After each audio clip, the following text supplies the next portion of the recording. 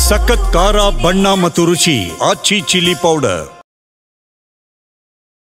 ಆಂಧ್ರದ ಕರ್ನೂಲ್ ಬಳಿ ಏನೋ ಬಸ್ ಅಗ್ನಿ ಅವಘಡ ನಡೆದಿದೆ. ಸಂಬಂಧಪಟ್ಟಂತೆ ಸದ್ಯ 12 ಜನ ಮೃತಪಟ್ಟಿರೋದಾಗಿ ಈಗಾಗಲೇ ಮಾಹಿತಿ ಸಿಕ್ಕಿರುವಂತೆ ಸಂಬಂಧಪಟ್ಟಂತೆ ದೃಶ್ಯದಲ್ಲಿ ತಾವು ನೋಡಬಹುದು ಯಾವ ರೀತಿ ಬಸ್ ಸುಟ್ಟು ಕರಕಲಾಗಿದೆ ಅನ್ನುವಂಥದ್ದನ್ನು ತಾವು ದೃಶ್ಯದಲ್ಲಿ ನೋಡಬಹುದು. ಸಾಕಷ್ಟು ರೀತಿಯಲ್ಲಿ ಸಮಸ್ಯೆ ಉಂಟಾಗಿರುವಂತ ಅಂದ್ರೆ ಸುಮಾರು 20ಕ್ಕೂ ಹೆಚ್ಚು ಪ್ರಯಾಣಿಕರು ಸಾವನ್ನಪ್ಪಿರುವ ಶಂಕೆ ವ್ಯಕ್ತವಾಗ್ತಿರುವಂತಹ ಕಾರಣಕ್ಕಾಗಿ ಸಾಕಷ್ಟು ರೀತಿಯಲ್ಲಿ ಗೊಂದಲ ಕೂಡ ಉಂಟಾಗಿರುವಂತದ್ದು. ಪ್ರಯಾಣಿಕರ ಕುಟುಂಬಸ್ಥರು ಆತಂಕದಲ್ಲಿದ್ದಾರೆ. ಯಾರೆಲ್ಲ ಮೃತಪಟ್ಟಿದ್ದಾರೆ ಅನ್ನುವಂಥದ್ರ ಬಗ್ಗೆ ಅಧಿಕೃತವಾಗಿ ಮಾಹಿತಿ ಇಲ್ಲ. ಯಾಕಂತಂದ್ರೆ ಮೃತದೇಹಗಳು ಸಂಪೂರ್ಣವಾಗಿ ಸುಟ್ಟು ಕರಕಲಾಗಿರುವಂತಹ ಕಾರಣಕ್ಕಾಗಿ ಎಲ್ಲೊಂದ್ ಕಡೆ ಮೃತದೇಹ ಐಡೆಂಟಿಫೈ ಮಾಡ್ಲಿಕ್ಕೂ ಕೂಡ ಸಾಧ್ಯ ಆಗ್ತಿಲ್ಲ. ಹೀಗಾಗಿ ಆಯಾ ಸೀಟುಗಳಲ್ಲಿ ಕೂತಿರುವಂತಹ ಪೊಸಿಷನ್ ಅಲ್ಲಿ ಯಾವೆಲ್ಲ ಮೃತದೇಹಗಳಿದಾವೆ ಅವುಗಳನ್ನ ಮತ್ತು ಅವ್ರಿಗೆ ಸಂಬಂಧಪಟ್ಟ ವಸ್ತುಗಳನ್ನ ಸಾಕ್ಷ್ಯಗಳನ್ನಾಗಿ ಪರಿಗಣಿಸಿ ಪಕ್ಕದಲ್ಲಿರುವಂತಹ ಟೆಂಟ್ಗಳಲ್ಲಿ ಅವುಗಳನ್ನ ಮರಣೋತ್ತರ ಪರೀಕ್ಷೆಗೂ ಕೂಡ ಸದ್ಯ ಜಿಲ್ಲಾಡಳಿತ ಮುಂದಾಗಿರುವಂತದ್ದು. ಎಲ್ಲೋ ಒಂದು ಕಡೆ ಗುರುತು ಪತ್ತೆ ಆಗದಿರುವಂತಹ ಕಾರಣಕ್ಕಾಗಿ DNA ಪರೀಕ್ಷೆಯ ಮೂಲಕ ಗುರುತು ಪತ್ತೆಗೆ ಸದ್ಯ ಇಲ್ಲಿರುವಂತಹ ಜಿಲ್ಲಾಡಳಿತ ಮುಂದಾಗಿರುವುದು. ಸಂಬಂಧಪಟ್ಟ ಪ್ರೊಸೀಜರ್ಸ್ ಏನಿದಾವೆ ಎಲ್ಲವನ್ನು ಕೂಡ ಸದ್ಯ ಮಾಡ್ತಾ ಇದ್ದಾರೆ. ದೃಶ್ಯದಲ್ಲಿ ಬಸ್ ಅನ್ನ ತಾವು ನೋಡಿದ್ರೆ ಗೊತ್ತಾಗುತ್ತೆ ಯಾವ ರೀತಿ ರಣಭೀಕರವಾಗಿ ಒಂದು ಘಟನೆ ನಡೆದಿದೆ ಅನ್ನುವಂಥದ್ದು. ಎಲ್ಲೋ ಒಂದು ಕಡೆ ಪೊಲೀಸ್ ಇಲಾಖೆ ಮಾಹಿತಿ ಪ್ರಕಾರ ಬಸ್ ಚಾಲಕನ ನಿರ್ಲಕ್ಷ್ಯ ಸ್ಪಷ್ಟವಾಗಿ ಎದ್ದು ಕಾಣ್ತಾ ಇರುವಂತದ್ದು. ಬೈಕ್ಗೆ ಡಿಕ್ಕಿ ಹೊಡೆದಂತಹ ಸಂದರ್ಭದಲ್ಲಿ ಆತ ಏನು ಬಸ್ ಅನ್ನ ನಿಲ್ಲಿಸಿದ್ರೆ ಸಾಕಷ್ಟು ರೀತಿಯಲ್ಲಿ ಸಮಸ್ಯೆ ಉಂಟಾಗ್ತಾ ಇರಲಿಲ್ಲ. ಎಲ್ಲೊಂದ್ ಕಡೆ ಪ್ರಿಕಾಷನರಿ ಮೆಜರ್ಸ್ ಅನ್ನ ತೆಗೆದುಕೊಳ್ಬಹುದಿತ್ತು ಅನ್ನುವಂತ ಪ್ರಶ್ನೆ ಸಹಜವಾಗಿ ಮೂಡುತ್ತೆ.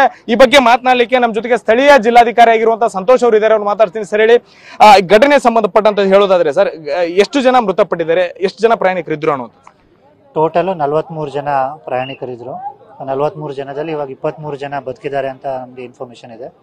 ಇನ್ನು 20 ಜನದ ರಿಲೇಟೆಡ್ ಕೆಲವರು ಅಬ್ಸ್ಕೆಂಡ್ ಆಗಿದ್ದಾರೆ, ಕೆಲವರು ಸತ್ತಿದ್ದಾರೆ. ಸೊ ಇವಾಗ ಅಧಿಕೃತ ಮಾಹಿತಿ ಪ್ರಕಾರ ನಮಗೆ 23 ಜನ ಸರ್ವೈವ್ ಆಗಿದ್ದಾರೆ. ಆ ಸರ್ವೈವರ್ ಡೀಟೇಲ್ಸ್ ನಮ್ಮ ಹತ್ರ ಇದೆ. ಇನ್ನು 20 ಜನ ಡೀಟೇಲ್ಸ್ ಎಷ್ಟು ಜನ ಸತ್ತೋಗಿದ್ದಾರೆ ಅಂತ DNA ಟೆಸ್ಟ್ ಮಾಡಿದ್ಮೇಲೆ ಅಬ್ಸ್ಕಾಂಡಿಂಗ್ ಎಷ್ಟು ಜನ ಇದ್ದಾರೆ, ಎಷ್ಟು ಜನ ಸತ್ತಿದ್ದಾರೆ ಅನ್ನೋದು ನಮಗೆ ಆ ಡೀಟೇಲ್ಸ್ ಬಂದ್ಮೇಲೆ ಹೇಳ್ಬೋದು. ಎಷ್ಟು ಮೃತದೇಹಗಳನ್ನ ಶಿಫ್ಟ್ ಮಾಡಿದಿರಿ ಅನ್ನೋದು ಸರ್? ಮೃತದೇಹಗಳು ಈಗ 1 by 1 ತೆಗಿತಾ ಇದ್ದಾರೆ. ಕರ್ನೂಲ್ SP ಅವರು ಇದ್ದಾರೆ. ಸೊ ಕರ್ನೂಲ್ SP ಅವರು ರೆಸ್ಪಾನ್ಸಿಬಿಲಿಟಿ ಅವ್ರ ಹತ್ರ ಇರುತ್ತೆ. ಸೊ ನಮಗೆ ಈ ಸರ್ವೈವರ್ ಇರೋ ಲಿಸ್ಟು ತೊಗೊಂಡಿದ್ದೀವಿ. ಇದು ಕರ್ನೂಲ್ ಜಿಲ್ಲಾ ಜೂರಿಸ್ಡಿಕ್ಷನ್ ಬರುತ್ತೆ. ನಾನು ಗದ್ವಾಲ್ ಜಿಲ್ಲಾ ಕಲೆಕ್ಟರು. ಸೊ ಕರ್ನೂಲ್ ಜಿಲ್ಲಾ ಅವರು ನನಗೆ ಮಾಹಿತಿ ಕೊಟ್ಟ ಮೇಲೇ ಎಷ್ಟು ಮಂದಿ ಸತ್ತಿದ್ದಾರೆ, ಅದಕ್ಕೆ ಅವರು ಯಾರ್ಯಾರು ಅವ್ರ ಹೆಸರೇನು ಅವ್ರ ಡೀಟೇಲ್ಸು ಅನ್ಲೆಸ್ DNA ಟೆಸ್ಟ್ ಮಾಡಿದ್ರೆ ನಮ್ಗೆ ಅದು ಗೊತ್ತಾಗಲ್ಲ. ಈಗ ಮೃತದೇಹಗಳನ್ನ ನೋಡಿದ್ರೆ ಎಲ್ಲೊಂದ್ ಕಡೆ ಐಡೆಂಟಿಫೈ ಮಾಡಕ್ ಆಗೋದಿಲ್ಲ ಸರ್. ಎಲ್ಲೊಂದ್ ಕಡೆ ಅವ್ರ ವಸ್ತುಗಳು ಕೂಡ ಸುಟ್ಟು ಹೋಗಿದಾವೆ, ಅದರಿಂದ ಕೂಡ ಐಡೆಂಟಿಫೈ ಮಾಡಬಹುದಾಗಿತ್ತು, ಆದ್ರೆ ಅವು ಸುಟ್ಟು ಹೋಗಿದಾವೆ. ಆ ನಿಟ್ಟಿನಲ್ಲಿ DNA ಪರೀಕ್ಷೆಗೆ ಮುಂದಾಗಿದ್ರಿ, ಅದು ಎಷ್ಟು ಚಾಲೆಂಜಿಂಗ್ ಆಗಿದೆ ಅನ್ನೋದು ಸರ್? ನಾವು ಈಗ ಅದನ್ನ ಹಾಸ್ಪಿಟಲ್ ಸಿಬ್ಬಂದಿతో ಮಾತಾಡ್ಬೇಕು, ಆಸ್ಪತ್ರೆ ಅವ್ರ ಹತ್ರ ಮಾತಾಡ್ಬೇಕಂದ್ರೆ ಇದು ಸ್ಪೆಷಲೈಸ್ ನೇಚರ್ ಇರುತ್ತೆ. ಸೊ ಕನ್ಸರ್ನ್ ಡಾಕ್ಟರ್ ಮಾತಾಡಿದ್ರೇನೆ ನಮಗೆ ಗೊತ್ತಾಗುತ್ತೆ. ಆದ್ರೆ ಸದ್ಯಕ್ಕೆ ಇವಾಗ ಏನಿದೆ ಅಂದ್ರೆ 23 ಜನ ಯಾರು ಬದುಕಿದ್ದಾರೆ ಅವ್ರ ಪ್ರತಿಯೊಬ್ಬರು ಡೀಟೇಲ್ಸ್ ಇದೆ ನಮಗೆ. ಕರ್ನಾಟಕದಿಂದ ಇರ್ಬೋದು, ತೆಲಂಗಾಣ, ಆಂಧ್ರ, ಪ್ರತಿಯೊಂದು ಸ್ಟೇಟ್ನಿಂದ ಕೂಡ ಯಾರ್ಯಾರಿದ್ದಾರೆ ಅವರೆಲ್ಲರದು ಡೀಟೇಲ್ಸ್ ಇದೆ ನಮ್ಮ ಹತ್ರ. ಯಾರು ಸತ್ತೋಗಿದ್ದಾರೆ ಅವ್ರದ್ದು ಗುರುತ ಏನಿದೆ ಆ DNA ಟೆಸ್ಟ್ ಆದ್ಮೇಲೆ ನಮ್ಗೆ ಗೊತ್ತಾಗುತ್ತೆ.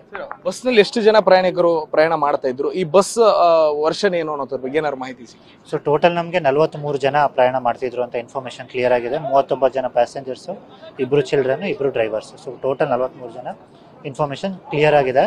ಅದ್ರಲ್ಲಿ 23 ಜನ ಯಾರು ಸರ್ವೈವ್ ಆಗಿದ್ದಾರೆ ಅನ್ನೋ ಇನ್ಫಾರ್ಮೇಶನ್ ಕೂಡ ನಮ್ಮ ಹತ್ರ ಇದೆ. ಇನ್ನು 20 ಜನದಲ್ಲಿ ಎಂತ ಮಂದಿ, ಎಷ್ಟು ಜನ ಸತ್ತಿದ್ದಾರೆ, ಎಷ್ಟು ಜನ ಅಬ್ಸ್ಕಾಂಡ್ ಆಗಿದ್ದಾರೆ ಅನ್ನೋ ಡೀಟೇಲ್ಸ್ ಇನ್ನು ಬರಬೇಕು. ಸರ್, ಎಲ್ಲೊಂದ್ ಕಡೆ ಘಟನೆಗೆ ಸಂಬಂಧಪಟ್ಟಂತಾದ್ರೆ ಪ್ರಾಥಮಿಕ ಮಾಹಿತಿ ಪ್ರಕಾರ ಸರ್ ತಮಗಿರುವಂತದ್ದು ಯಾವ ರೀತಿ ಘಟನೆ ಆಯಿತು, ಘಟನೆ ಕಾರಣ ಏನು ಅನ್ನುವಂಥ ಸರ್? ಅದು ನಾನು ಜಿಲ್ಲಾ SP ಇದು ಮಾಡ್ಬೇಕು. ನಮ್ಮ ಫಸ್ಟ್ మన ಪ್ರಯಾರಿಟಿ ಏನಂದ್ರೆ ಅವರಿಗೆ ಇಂಜರಿ ಆಗಿದೆ ಅವ್ರಿಗೆ ಕರ್ನೂಲ್ ಹಾಸ್ಪಿಟಲ್ ಇರ್ಬೋದು, ಹೈದರಾಬಾದ್ ಇರ್ಬೋದು, ಫೆಸಿಲಿಟೀಸ್ ಕೊಡಬೇಕು. తర్వాత ಯಾರಾದರೂ ಸತ್ತೋಗಿದ್ರೆ ಅವ್ರ ಫ್ಯಾಮಿಲಿ ಮೆಂಬರ್ಸ್ಗೆ ಏನೆಲ್ಲ ಫೆಸಿಲಿಟೀಸ್ ಬೇಕು ಅದಂಥ ಫೆಸಿಲಿಟೀಸು ತೆಲಂಗಾಣ ಗೌರ್ಮೆಂಟ್ నుంచి ತೆಲಂಗಾಣ ಜಿಲ್ಲಾ ಕಲೆಕ್ಟರ್ ಆಗಿ ಆ ಫೆಸಿಲಿಟೀಸ್ ನಾವು ನೋಡ್ತಾ ಇದ್ದೀವಿ. ಇವಾಗ ಕರ್ನೂಲ್ SP ಸರ್ ಇರ್ತಾರೆ. ಸೊ ನೀವು ಕರ್ನೂಲ್ SP ಅವ್ರಿಗಿದ್ರೆ ನಿಮ್ಗೆ ಎಕ್ಸಾಕ್ಟ್ ಮಾಹಿತಿ ಅವ್ರು ಕೊಡ್ತಾರೆ.